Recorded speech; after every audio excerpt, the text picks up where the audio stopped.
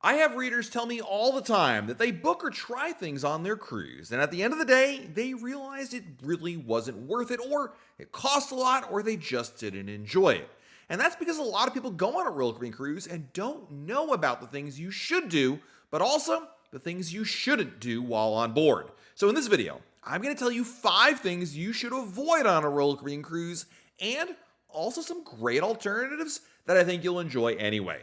Let's start with eating at the buffet on embarkation day. Now, for years, I would go to the buffet on the first day of the cruise. You're on board the ship, the vacation's finally there, and you're probably boarding right around lunchtime. So naturally, you're going to want to eat there. And there's nothing wrong with that idea per se, except that every other cruise ship passenger wants to go there as well. And what tends to happen is it gets really busy really quickly. Not only is the buffet really full and there's long lines for the buffet stations, but it becomes nearly impossible to get a table anywhere within the Windjammer. This is especially true on some of Royal Caribbean's Oasis class ships that don't have an expanded Windjammer like Utopia or Wonder of the Seas has.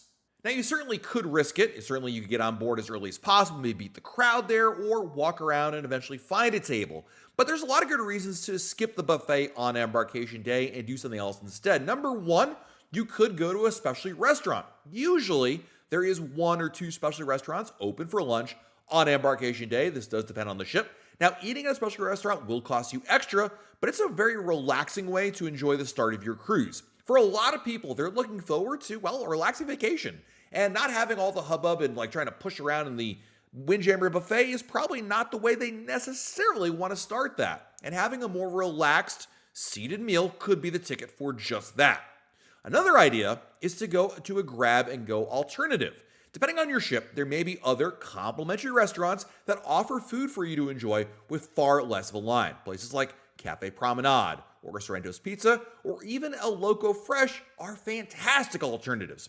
I think for a lot of folks, and this is true for myself, you want to eat something because it is lunch, you want to get on board the ship, but you've got that energy. You just want to get out there and do things. Not only do you want to eat, but you want to be on the move and explore the ship and really start your vacation. So spending a lot of time at any meal, whether it's the Windjammer looking for a table or anywhere else, you just want to be able to just get food and be on your way. A little bite to eat. And that's why a great alternative of one of these grab-and-go places might be better. Now, admittedly, this is easier on big ships than small ships. If you're on Enchantment of the Seas or Grandeur of the Seas, there's not as many options as certainly Utopia of the Seas or Icon of the Seas. But the thing is, you definitely want to research ahead of time some good options for what's open. Now, you're going to say, well, Matt, how do I know which restaurants are going to be open on embarkation day? Check out a past Cruise Compass. Because really, Royal Caribbean doesn't change it up all that much. The Cruise Compass is the daily newsletter that has a listing of all the operations and what's happening around the ship. Anyway, we keep an archive of them at RoyalCaribbeanBlog.com if you click on Cruise Compass in our main menu.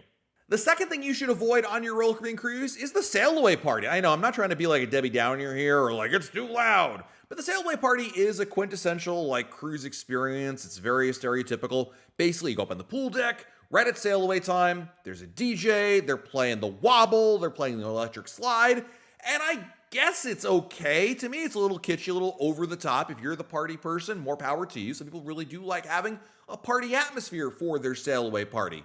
But I'm going to be real with all of you. I think there are better ways to enjoy Sailaway. Number one, if you booked a balcony cabin, whether that's a suite or a standard balcony, you should absolutely be on your balcony because this is the best time to enjoy your balcony. You got great views out there. It's the start of your trip. Often, I would always go up to the pool deck for Sailaway, even though I had a balcony cabin. And later on, as we cruised more and more, it became apparent to us, why aren't we taking advantage of this balcony we paid money for? It's great to have just a quieter experience, be able to enjoy the scenery, go inside and outside, certainly with the air conditioning if it's warm outside. I mean, truly the best reason to stay on the Sailaway Party is, of course, the bar service out there, but what we usually do is maybe make a bar run before Sailaway, bring it back to your cabin. You can do that, by the way. There's no open carry laws on Royal Caribbean cruise ships. Another idea, though, to that effect, is maybe go to a bar. Sailaway definitely draws a lot of people away from the bars on board the ship. And if you're checking out one of the bars that is very popular, this is one of the best times to go there. Maybe it's the new Pesky Parrot Bar on Utopia of the Seas or Allure of the Seas. Or perhaps you want to check out the Schooner Bar without much of a crowd there. Or one of my absolute favorites, the Mason Jar. No matter what, spending Sailaway at the bar is not a bad idea. And many bars, not all of them, do have a view outside so you can kind of get both. And the other alternative, this is just being practical, I'm not trying to pretend that I'm the party animal out there, is take a nap. I mean, Sailway is cool, and there's nothing wrong with enjoying seeing the scenery go by, but let's face it, you probably slept poorly the night before the cruise because you were so excited, got up way too early, have been running ragged all around the ship, seeing everything you've been excited to see for so many months. Right around Sailway time, like 2 or 3 o'clock in the afternoon, it really hits you. Not to mention, you've got a lot of fun things coming up that evening. This is actually a good time to take a nap and recharge your batteries so that you're not falling asleep at 7 o'clock in the evening instead of being able to enjoy everything on board the ship. Okay, let's talk about Perfect Day at Coco Cay, specifically snorkeling. So Coco Cay is Royal Caribbean's private island in the Bahamas, and it's a really great place to go. In fact, going there many times throughout the year doesn't bother me at all. I really look forward to going there. But snorkeling at Perfect Day at Coco Cay might not be a great idea. Now, snorkeling is something a lot of people want to try, whether they're avid snorkelers or if they've never done it before in their life. But it's a great thing to do because for a lot of people, going to the tropics, seeing some tropical fish underwater, trying it with their kids, sounds like a great idea. The problem with snorkeling at Coco Cay is, number one, if you don't have your own equipment, it can be very expensive. Number two, even if you have your own equipment, bringing it, cleaning it, and then bringing it home is a pain in the butt, I think. So while snorkeling is a great idea on a cruise, I really don't think Coco Cay is the place to do it. If you're going to almost any other port, it's probably going to be better. However, what should you do instead of snorkeling at Perfect Day at Coco Cay? There are two things that really jump out at me. Number one is the Oasis Lagoon. Oasis Lagoon is the complimentary pool right in the middle of Perfect Day. So the beach at Coco Cay is great, and water's fantastic and all that, but there's really not much to see or explore over there, whether you're snorkeling or simply enjoying time above the water level. I just think that, again, there are better places to go, and I love the Oasis Lagoon vibe, and the fact it's totally included, and there's a swim-up bar, and places for the kids to splash around in and swim in. I think it's a great family activity instead. If you don't have kids, then Hideaway Beach, I think, is the next best alternative.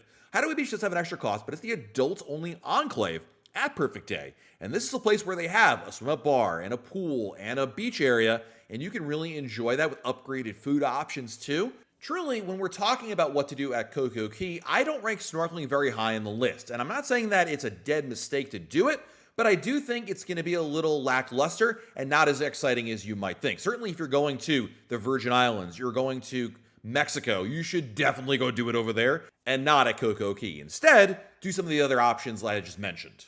Next on my list is Chops Grill. And I know some of you probably are like, what? Chops Grill is the signature steakhouse on every single Royal Caribbean cruise ship. It's a specialty restaurant. And as the name implies, they serve a lot of steak there. And it is a great place to get a steak. However, I think there are better options. I'm not poo-pooing the food at Chops Grill. I think you can just do better and maybe also offer something more. Because the problem with Chops Grill is if anyone in your party really isn't in the mood for steak, the other options they have, like chicken or salmon, just aren't nearly as compelling or as good. And if you're like me and my family, sometimes somebody wants steak, but somebody else wants something completely different. Anyway, while I like Chops Grill, I actually think there are better cuts of steak on Royal Caribbean that you can get instead. Let's start with 150 Central Park. Available only on the Oasis class ships, this is a restaurant I think a lot of people overlook because they just can't put their finger on what the cuisine is. Essentially, it's modern American food. It's nouveau American, I guess you want to call it that. But there is arguably the best filet on the menu on any ship, and that is the beef tenderloin for two. Don't worry that it says it's for two people. Certainly you can share it, or you can get a serving just for yourself. But I gotta tell you, this is the best filet that I've had on anywhere on board the ship. If you happen to be on a ship that has Giovanni's Italian Table, this is the older Giovanni's, not to be confused with Giovanni's Italian Kitchen, a lot of Royal Caribbean cruisers swear that the filet mignon served at Giovanni's is better than the filet served at Chops Grill. There's more flavor, it's more juicy. I'm going to go with them on that because I've tried both and I kind of agree. Not to mention that if you're eating at Giovanni's and you opt for the steak, if somebody else wants to get pasta or some other great Italian dish, they can do that and that makes it even better. But my favorite steak anywhere on Royal Caribbean is actually not on a cruise ship. It's over at the Coco Beach Club at Perfect Day at Coco Cay. Now, usually private island food is not something you write home about. However, the Coco Beach Club food served at the Coco Beach Club restaurant is some of the best food I've had anywhere on Royal Caribbean. And I swear their filet mignon, whether it's the seasoning or the cut itself, is absolutely fantastic. I would put it even above 150 Central Park. Now, the Beach Club has an admission cost to it. Sometimes the admission cost is going to cost you probably a lot more than what it would cost you to eat at Chops Grill. I get that. However, you also get like a full day spending at the Beach Club, plus the food included. I don't think that's a terrible value when you look at it that way, But for the purposes of talking about steaks, I think you're better off eating at the Cocoa Beach Club for a steak than Chops Grill. Next up on the list is any show that involves a magician or juggler in the theater. Royal Caribbean is well known for its excellent entertainment on board its ships, and that shouldn't take anything away from that. However, I have found all the magicians and all the jugglers on any Royal Caribbean cruise ship to be extremely cliched and cringy. Now, you might make the argument, Matt, this is really meant to be more family friendly and it's meant for kids as much as adults. Be that as it may, I think there are better ways to spend your time. So I would say skip the magician or juggler in the theater at all costs. Instead, I actually wrote in my notes here, almost anything else. But seriously, there's a lot of other good things to see on board. Number one, within the theater, if there's a production show, I would definitely go see that. While the magicians and the jugglers, not great, the production shows featuring the singers and dancers of Royal Caribbean are far better. Whether your cruise ship has a Broadway show on board or simply just a production show, those are much better uses of your time. If you're looking at the schedule and the magician jugglers on the schedule, obviously there won't be a production show that evening in the theater. So instead, what I would recommend doing is going to see the pub singer in the English pub on board or the schooner bar player in the schooner bar. These are two classic entertainers you're going to find on any Royal Caribbean cruise ship. And I really find that consistently the schooner bar and the pub singers in the evenings are some of the best uses of my time. They're really good. I hope this helps you avoid the not so good stuff and go do some much better stuff on your Royal Caribbean cruise. If you did find this helpful, please hit the like button below our video, subscribe to our channel, and turn on notifications. That way, YouTube lets you know we have a brand new video to share. This has been Matt from RoyalCaribbeanBlog.com, and we'll talk again real soon.